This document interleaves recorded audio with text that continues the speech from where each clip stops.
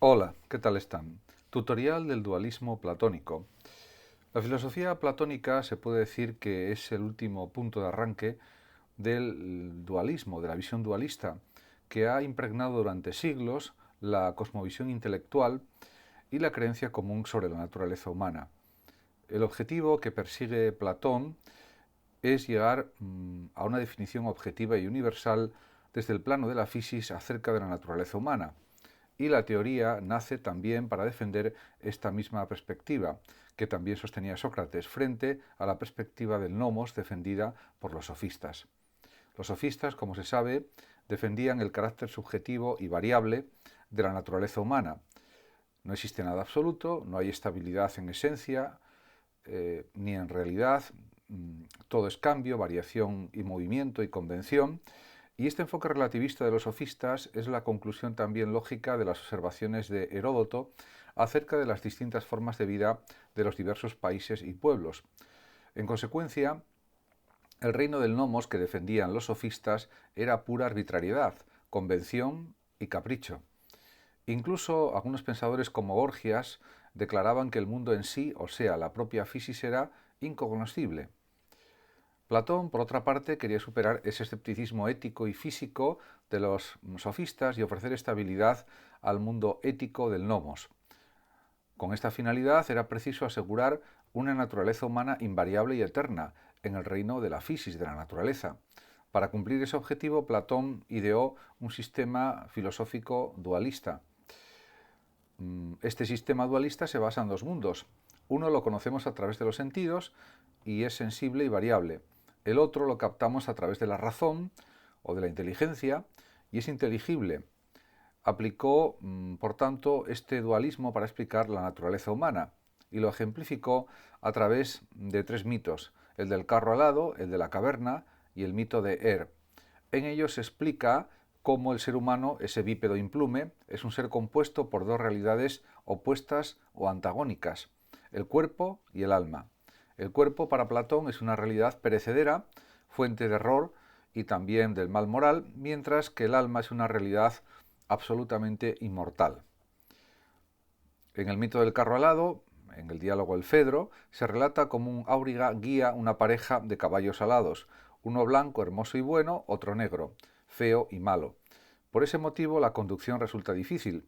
Cuando el auriga es poderoso, el carro vuela por las alturas, pero si los caballos pierden las alas, el carro es arrastrado hacia abajo, hacia la tierra.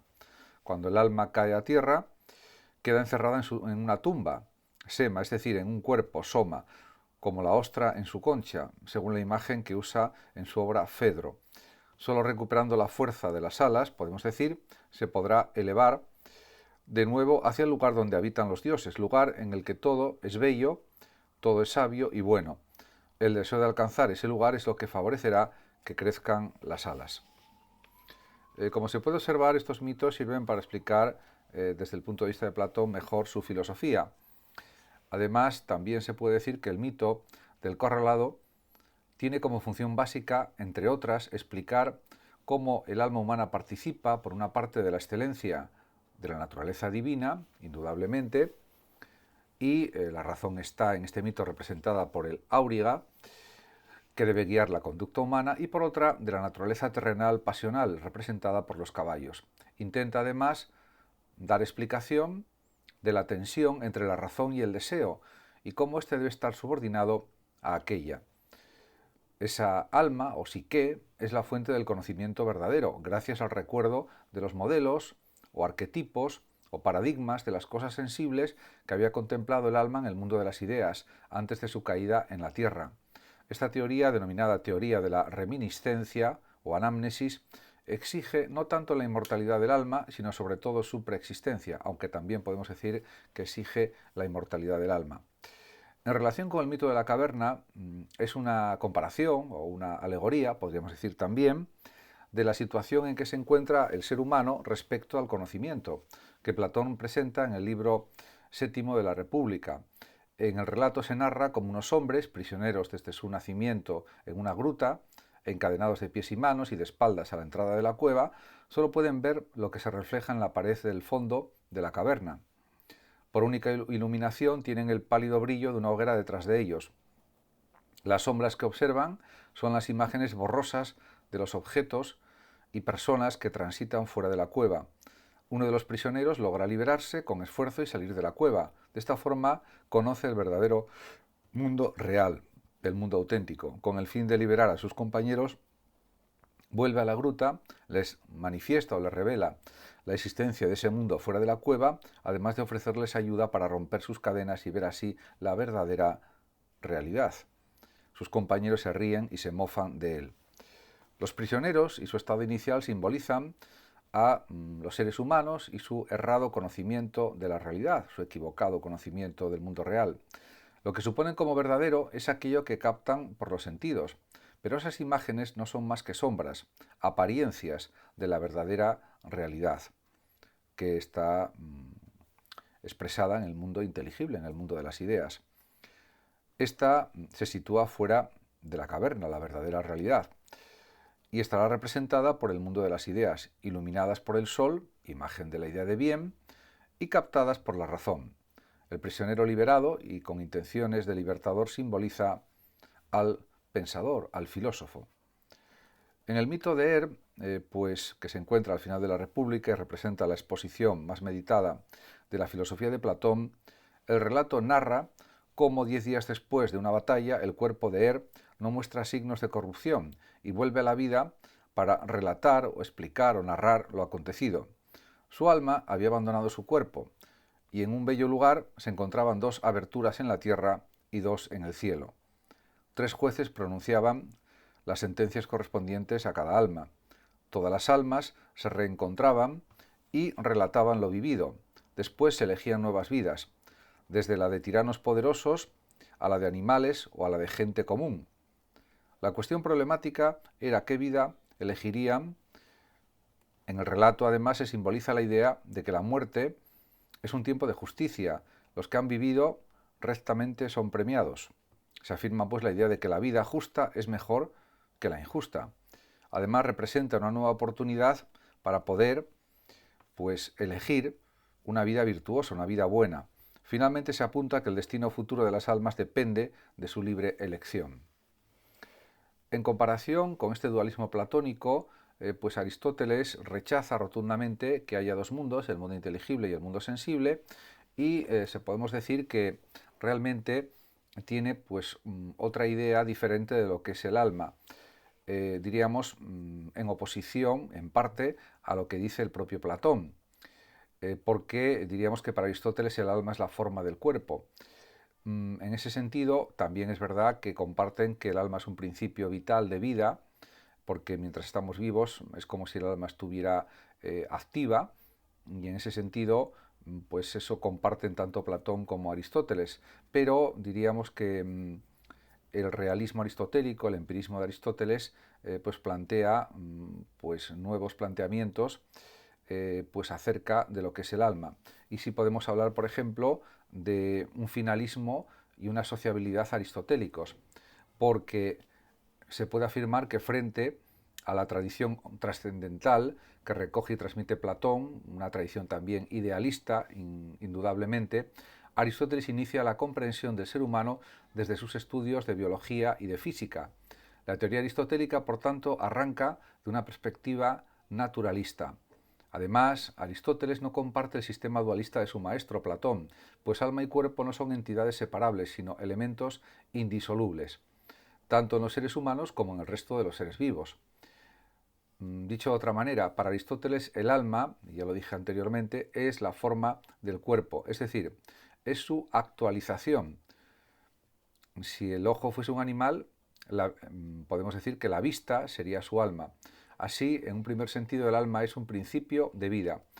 Esto lo destaca especialmente Aristóteles frente a Platón. Aunque de alguna manera también en Platón el alma pues es también, en cierto sentido, vida, porque supone una vida mortal, aunque luego también siga existiendo en una vida inmortal.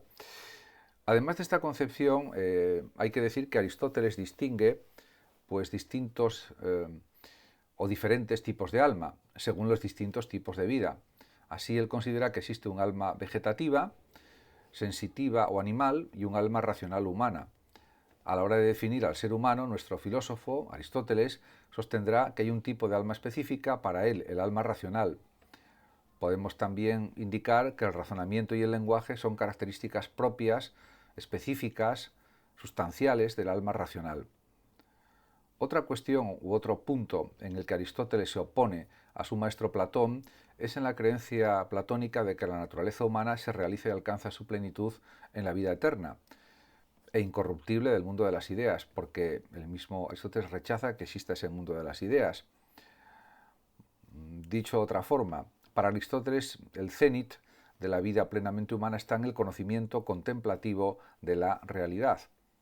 Este tipo de conocimiento promueve también una ética de moderación y de equilibrio y de prudencia, podríamos decir también. Además, se puede señalar que Aristóteles reconoce otro elemento fundamental o esencial en la constitución humana, su sociabilidad. Él mismo dice, los términos zoon politikon, el hombre es un animal político, es un animal social, efectivamente, y como tal se establece en comunidad con las demás personas, con los otros. En este sentido, en contra de la opinión de los sofistas, Aristóteles considera, está convencido, podríamos decir, que la comunidad de la polis no es una construcción convencional o arbitraria, sino una realidad, podemos decir, tan intrínsecamente natural como cualquier organismo biológico o como cualquier agregado social existente entre los animales. En definitiva, en este contexto, Aristóteles explica también que la natural sociabilidad humana se asienta especialmente en su naturaleza racional, dialógica y ética. Somos seres que pronunciamos discursos, que hablamos, que nos relacionamos, que dialogamos, que conversamos, que entendemos, que comprendemos, que escribimos, que leemos, etcétera, etcétera. A pesar de las diferencias que se han señalado entre Platón y Aristóteles, cabe pues insistir en que se observa una idéntica consideración en relación con la supremacía de la razón frente a las pasiones, tanto en Platón como en Aristóteles, porque ambos pues insisten en la importancia del dominio de las pasiones, de los deseos, aunque eso no significa que haya que suprimir las pasiones de ninguna manera, pero sí que tiene que haber pues, un cierto nivel de prudencia en la conducta y en la inteligencia humana, y en eso están de acuerdo tanto Platón como Aristóteles. Aunque en Aristóteles se deduciría el carácter mortal del alma individual. Y también se apunta pues una cierta finalidad y un cierto sentido trascendente en la naturaleza de los seres humanos. A este respecto, Aristóteles afirma en De Anima que existe algo inmortal y eterno en los hombres. Esto se ha interpretado como que existe pues una especie de intelecto agente inmortal o un alma de la humanidad que es inmortal, pero eso es algo muy diferente a la inmortalidad del alma individual que afirma Platón. En cualquier caso, en De Anima o sobre el alma, esto ha sido objeto de múltiples análisis, interpretaciones, comentarios por los filósofos y parece que quiere decir que hay una especie de alma inmortal y eterna de tipo universal respecto a la humanidad, pero eso sería como una inmortalidad colectiva humana que no se puede diferenciar en personas concretas, por lo tanto sería como algo puramente etéreo, como una entelequia. En definitiva, que Aristóteles está convencido de que el alma individual de cada persona concreta muere cuando muere el cuerpo. En relación con otras cuestiones como por ejemplo el individualismo en las filosofías helenísticas, en relación y en comparación por ejemplo con los planteamientos de Platón y Aristóteles, se puede decir que la preocupación teórica después de la muerte de Aristóteles en el año 322 a.C., pues sobre qué es el hombre, deja paso más bien a la cuestión ética de cómo debemos vivir, que parece lo más esencial, lo más importante. Y en este sentido cabe destacar dos posiciones predominantes, el epicureísmo especialmente y el escepticismo. Podemos también señalar que el epicureísmo supone que el ser humano, fundado por Epicuro, debe buscar su felicidad y su realización en el placer. Pero el placer básicamente significa la ausencia de dolor. Por tanto, el hedonismo de Epicuro habría que matizarlo mucho. Además, este filósofo, Epicuro, considera que existe una técnica para alcanzar, podemos decir, ese estadio de vida feliz.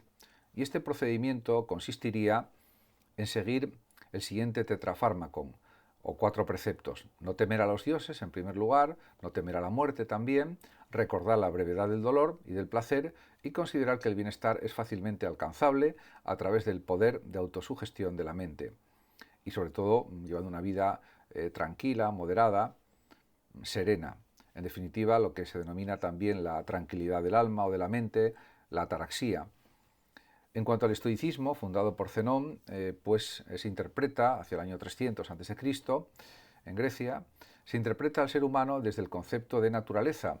Igual que en la tradición platónico-aristotélica, la naturaleza humana es la razón y a ella debe obedecer el hombre. De esta manera tenemos que despojarnos, según los estoicos, de todo lo convencional, de todo lo que nos ata a un lugar y a un tiempo determinados, y también debemos ser ciudadanos cosmopolitas, ciudadanos del mundo. Además, guiaremos nuestros pasos por nuestra actitud o naturaleza racional, impasibles ante la felicidad o el sufrimiento, ajenos a la buena o mala fortuna de nuestro destino. En cualquier caso, diríamos que estas dos escuelas helenísticas éticas, como son el estoicismo y el epicureísmo, insisten en que es imprescindible desarrollar una metodología propia para el autodominio del cuerpo y de la mente. Muchas gracias a todos por su atención, saludos como siempre a los oyentes de Radio Sofando de México y hasta siempre.